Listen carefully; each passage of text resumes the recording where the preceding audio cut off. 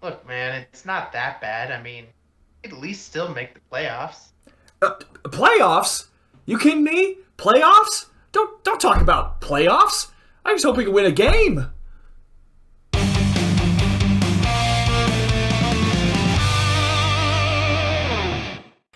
Good afternoon, sports fans, and welcome to this episode of the Trajan Temple Sportcast. I am your host, professional wrestler, KWA Tag Team Champion, and Kansas City Chiefs fanatic Christian Temple, joined as always by my colleague, the terrible towel twirling Trajan. And I would normally ask how you're doing this week, but you had a bye week, so I'm not going to worry about how you felt this week. But let's go ahead and get right into it with this week's episode of I Don't Want to Talk About It. So, I guess let's talk about it. Chiefs lose 27-3 to the Tennessee Titans at Nissan Stadium, and my God, it hurt my soul. I absolutely did not want to watch every single second of that game, but I did. Because that's how dedicated I am to this cause. That's how dedicated I am to this show. That's how dedicated I am as a Chiefs fan. Before I continue, I will let you speak now. What were your thoughts of this game, oh noble Trajan? What were your thoughts about Tennessee Titans taking down Kansas City by a 24-point margin? So I go up to Kansas City. I actually watched NASCAR this weekend instead of football since we're on bye. And one of the guys there was like, yeah, the Chiefs are getting whooped. I'm like, whoa, I got to check this out. And yeah, no, I turned it on when it was, I think it was 24-0 at that point. It's probably You halftime, remind yeah. Yeah, halftime. Yeah. So that first, no, they were 27 because they didn't score at all in the second half. No, They they didn't need scored to three. score. They scored 3 points in the second half. It was 24-0. Okay, Believe me, gotcha. I watched every second of the game, so I would know. It's true. That's very true. But no, it's just crazy. Before I said anyone could beat the Bills, the Titans who beat the Bills but lost to the Jets. So now you're just in Jets territory. I don't know what to say about you. Well, here's the deal. Everyone was saying, oh, Derrick Henry's going to run over this defense. Derrick Henry's going to run over this defense. Here's the deal. You want to know what was crazy? The defense did good against Derrick Henry this week. That's the most frustrating part. This team is an enigma. You expect one thing, but you get the other. You expected Derrick Henry to run all over this team. But we got Ryan Tannehill now, turning into Tom Brady times Joe Montana plus a little Brett Favre in there, hitting every single target for the first 12 completions out of 12 attempts. Just everything he threw, the receivers were there to catch it. And here we are. I gotta take my hat off to Nick Bolton, the rookie that we drafted in the second round, because he is now the number one linebacker in the league for tackles for loss. That's something not even TJ Watt can say. And that was against Derrick Henry. He had the 3 tackles for loss on Derrick Henry by himself. That's how good the rush defense was. But where was the pass defense this week? Look at this here. We had a sack this week, surprisingly enough. Do you know that? We sacked Ryan Tannehill this week. Do you know who sacked him? Ben Neiman! The worst linebacker on our team. The guy that I agree with every week the fans say, why is Ben Neiman on the team? I agree, why is Ben Neiman on the team? But he's the only one that had a sack this week. Willie Gay, he had an interception. That was cool. And Nick Bolton, our linebacking core was great this week. But what would he have to show for it? Patrick Mahomes, let's start with him. 20 out of 35 for 206 yards. No touchdowns, 1 interception. You know who did have a throwing touchdown? Derrick Henry. Derrick Henry had a passing touchdown to the back of the end zone to the one of the tight ends. I don't know if it was Ferkser or if it was, what's his name, number 86. Who cares? That was Derrick Henry's only touchdown that game. I'm pretty sure. It was a passing touchdown. It wasn't even a rushing touchdown. And then the chants rained down from the Titans faithful, MVP, MVP, MVP. I got newsflash for you people. A running back's never going to win MVP. Patrick Mahomes was also the leading rusher. Did you know that? Oh yeah, I painfully know that. 6 attempts, 35-yard rushing. Darrell Williams only 20 yards rushing. Byron Pringle was our number one receiver this week. They took away Tyreek Hill and they took away Travis Kelce. Next week, we're going to do our revamp of our top tier teams and all that. And I'm willing to think that the Buffalo Bills might have competition for Super Bowl contender. Because Titans look very complete right now. Yeah. Even with that loss to the Jets. You know, everybody has an off game. But the way that their offense and their defense looked against the Chiefs, and the Chiefs played horrible, don't get me wrong. That was absolutely the worst game to watch in the last probably 5 years as a Chiefs fan for me. Easily. 5 years. In the last 5 years, exactly. I can't say 8 years because 2012 happened. No, ever since the Andy Reid era, that is the most painful loss, and I'm even talking the Steelers game, and you even know that. I was just flabbergasted at how awful the offense and the defense looked, and I just can't fathom. And and Patrick Mahomes gets hit in the head at the end of the game. I'm like, oh great, as if this day could get any worse. We're about to lose our franchise quarterback, but the good news is he cleared concussion protocol. I'm sure he'll be good to start next week, which thank God for that, because they play Monday Night Football against the New York Giants, who won this week. They won a game this week, surprisingly enough. So they're an all-time high, momentum-wise. And I mean all-time high. I mean all-time probably like the last 3 years, the way their team has been.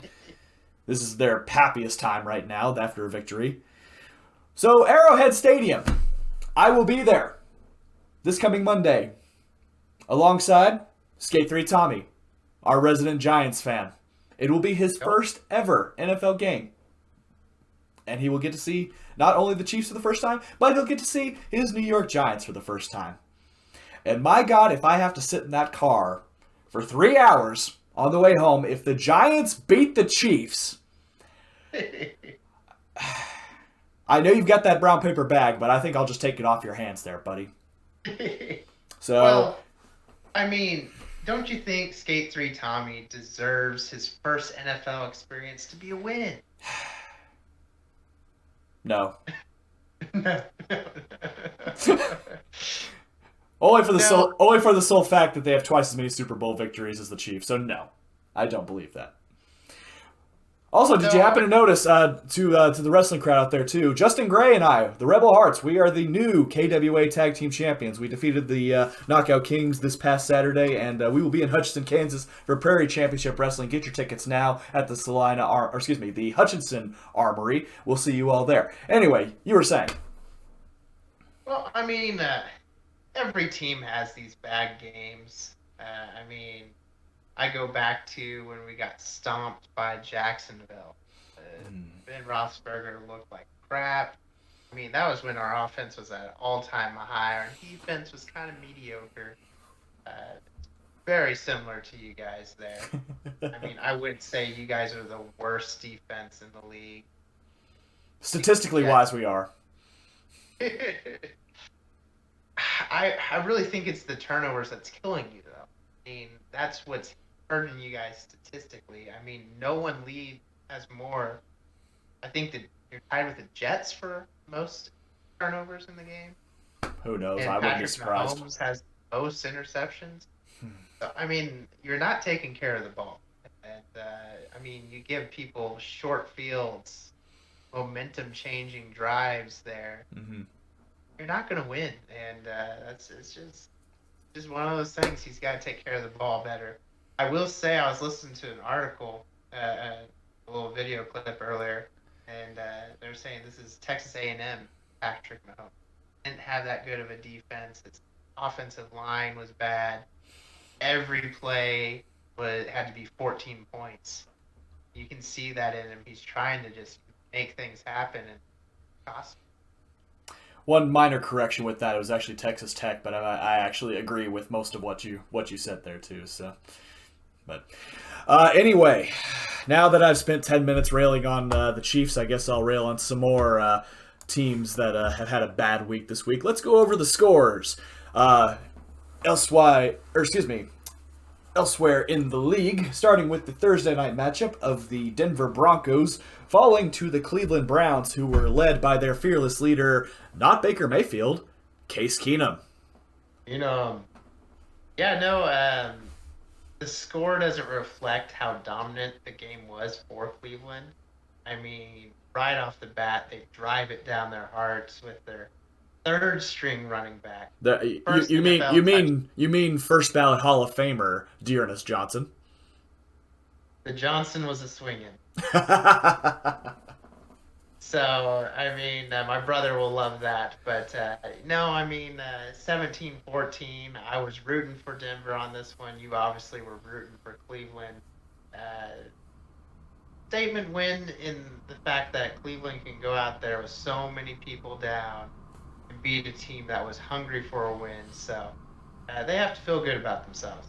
And the Broncos once again proving that they are absolute frauds of the AFC West. Although Broncos. The Chiefs aren't that much far behind, especially if they fall to the New York Giants on Monday night. But speaking of the New York Giants, I mentioned they got their second win of the season, a 25-3 victory over the Carolina Panthers, which saw Sam Darnold get benched in favor of, I believe it was PJ Walker making his return. Yeah, no, and did you see that Danny Dimes caught? I did see that actually. One-handed off the helmet, but he caught it. Yeah, he had the OBJ catch mixed with the helmet catch, just all sorts of Giants lore there in that catch. A huge blast from the past for Giants Nation out there too. But yes, their first home win against Carolina since Week 1 of 2010. How's that for a drought?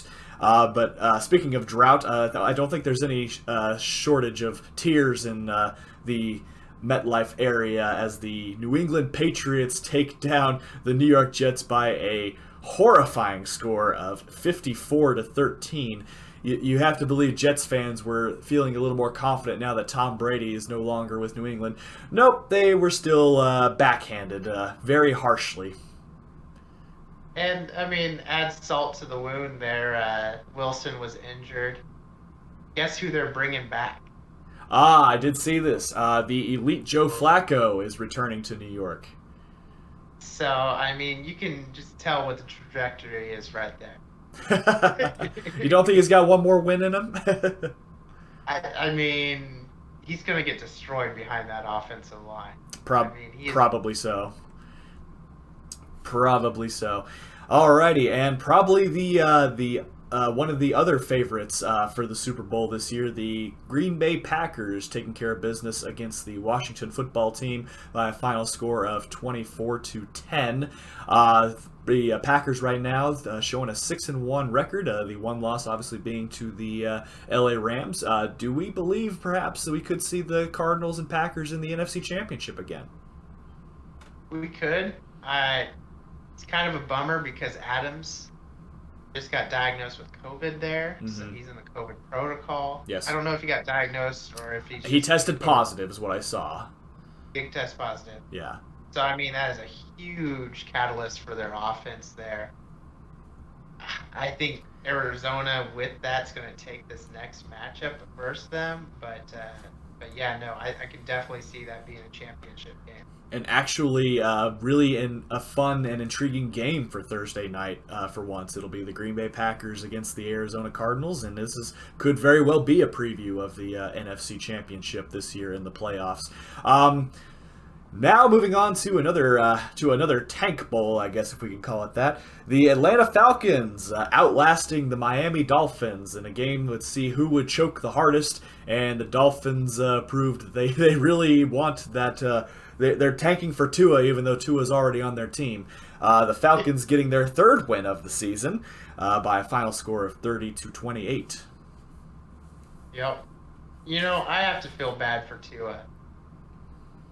He gets pursued by the Dolphins, be the number one pick all throughout that season. It was tank for Tua, tank for Tua. They get him. What do they do with him? I mean, now they're talking about Deshaun Watson there. The rumors have been running wild, haven't they? I mean, I would have to be a little ticked. I would kind of want out of there. Not to Houston, but I would want out of I wouldn't blame him, honestly. Now, moving on to one of my surprises for this weekend, the Cincinnati Bengals. My God, what has gotten into them? They went into M&T Bank Stadium and absolutely slaughtered the Baltimore Ravens. This is the largest margin of victory against Baltimore in Cincinnati's team history. 41-7 was the final score. Jamar Chase absolutely having a day. And it's just shocking to me that the Ravens, as good as they've been these last few weeks, they dropped this one at home to a divisional rival, especially the Bengals. it. Yeah, I mean, coming off that high win off the Chargers and just getting destroyed, I actually thought the Bengals were pretty good. And I mean, we got beat, and everyone was making fun of us for losing to the Bengals. They're showing that was no fluke. They're showing they are for real. People need to take notice. I mean, the AFC North is pretty stacked with talent right now, and the Bengals, they might be for real. They could very well be. Moving on to another, it could have been a surprise, but as narratives prevailed, the LA Rams took down the Detroit Lions, although the Detroit Lions did have the lead for a good chunk of the game. And they played like this was the game of the year. They go, they score, then they do an onside kick. They go and do a fake punt. I mean, they were bringing all the tricks out on this. Every trick in the book, my goodness. Still lost. Still Mm-hmm. lost. But they brought the tricks out to make it interesting football. You know what this reminded me of? So this past Saturday, the Kansas Jayhawks took on the number 3 team in the country, the Oklahoma Sooners, and the Jayhawks actually led nearly 90% of the game, although Oklahoma being the better team, obviously coming back and winning the victory by a very similar margin as the Rams did here too. But it just goes to show any given Sunday or Saturday, anything can happen. And the Rams, I'm sure they probably thought they would walk into SoFi Stadium and take an easy victory, but the Lions proved else. Or excuse me, the Lions proved that they were gonna not go down without a fight, even though their record still shows they are an 0-17. Oh, yeah. Which I'll bring up this next team here. The Raiders. How does it feel right now? You're below the Raiders in your division. you know, 30 this kind of reminds me of what was it? Actually, I think that was the year right there, 2016, when the Raiders were 5-2. They go 12-4. They get a playoff spot. They're looking solid, and then they absolutely get destroyed in the first round. Why you got to bring up those painful memories for the Raiders fans out Because I have no sympathy for those Raiders fans out there. Yeah, no, I mean, they beat Philly. It was a closer game. It kind of looked like it was going to go Philly's way in the beginning. Mm-hmm. Carr drove all the way down there, threw a goal line pick. I mean, it looked like it might be the Eagles' day, but Raiders have too much firepower. Agreed too, and they had something to play for too. They want to prove the doubters wrong that John Gruden was a huge part of their success, and now they've backed it up with 2 straight victories. So it'll be interesting going forward to see how the Raiders compete alongside the Los Angeles Chargers for the number 1 spot in the AFC West. Although, never know, maybe the Broncos or the Chiefs could turn their seasons around, and we may have a horse race for that division title. We will blaze through these next couple because narratives were restored with the Cardinals going 7-0, destroying the Houston Texans by a final score of 31-5. The Tampa Bay Buccaneers getting revenge from last year over the Chicago Bears by a final score of 38-3.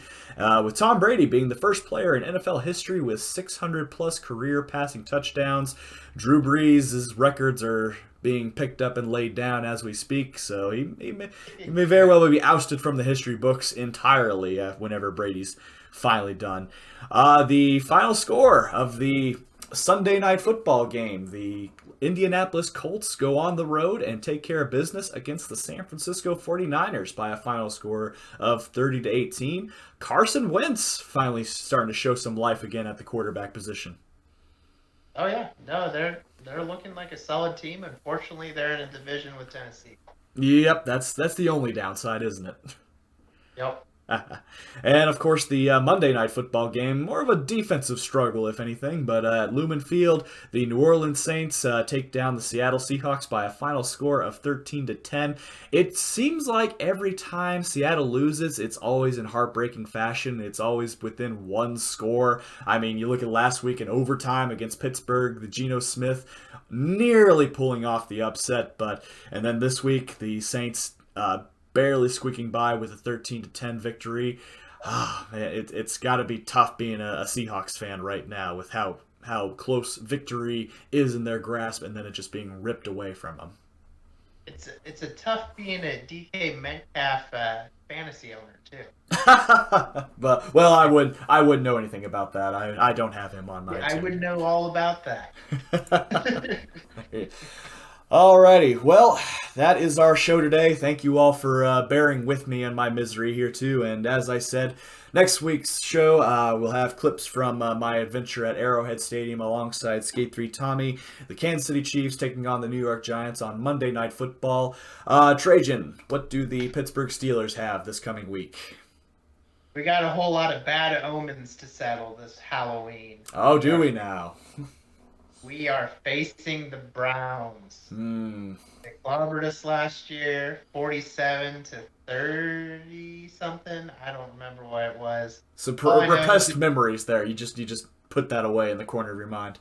All I know is it ended with a meme of Big Ben crying. So, no, we definitely got to go in. I believe it is at Cleveland too, so it's going to be a tough game. Hopefully we can go in, take care of business. Will this be a noon game or 3:30 or? This is a noon game. It is a noon game. Gotcha. Alrighty. Well, there we go. We got some division matchups for the AFC North, and then we've got Kansas City trying to get back to their winning ways and get back to 500. Please get back to 500. But thank you again, everyone, so much for watching. Click like if you liked the video. Click subscribe if you really enjoyed it. Tell all your friends. We appreciate you sticking with us every step of the way, and we look forward to seeing you again next week. This is Temple and Trajan, signing off.